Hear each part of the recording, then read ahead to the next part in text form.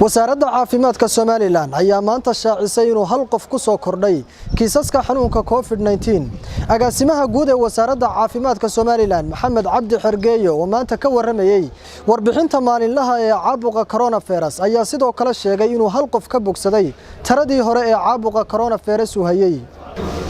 waxaan maanta idin la wadaagayaa in tiradeennii hore ee 5 qof ahayd ay ku soo kordhay hal xaalad oo shalay confirmation-keedu uu noo yimi sidaa daraadeed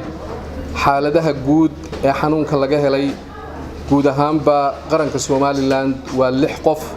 6dii qof hal qof oo ka midihi waa uu ka bogsaday xanuunka waa uu ka bogsaday 5 qof kalena wali waxa aan ku wadnaa ilaaleyntii waana caafimaad qabaan aad iyo aadna way wanaagsan yihiin waxaan doonayaa inaan idin la wadaago oo aan idin sheego in tirada guud ee la baadhay ay tahay 150 qof ee laga hubiyay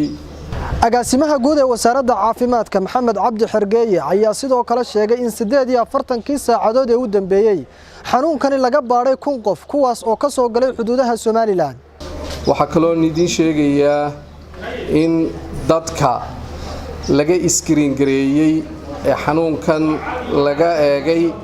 ee ka soo galay xuduudaheena kala duwan marka aan leeyahay xuduudaha kala duwan si aad ogtiin xuduuduhu waa ay xidhan yihiin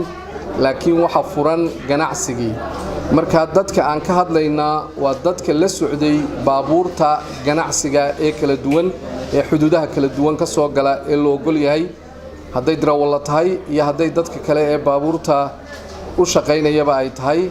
dadkaasi la hubiyay waxa weeyaan 1,000 qof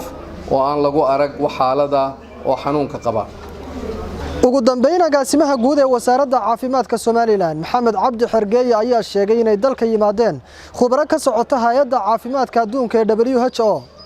waxa kale oo aan idin sheegayaa inay noo soo gaadheen khubaro ka socota hay'adda WHO oo installment amba rakibaad iyo ka shaqaysiin ku sameynaysa mishiinkii loo oran jiray PCR-ka ee hore inoo soo gaadhay khubaradaasi waxay noo yimaadeen maalintii Jimcaha ee waxaanay bilaabeen maanta shaqadoodii caadiga ahayd ee inay rakibaan kana shaqaysiiyaan mishiinkii PCR-ka ahaa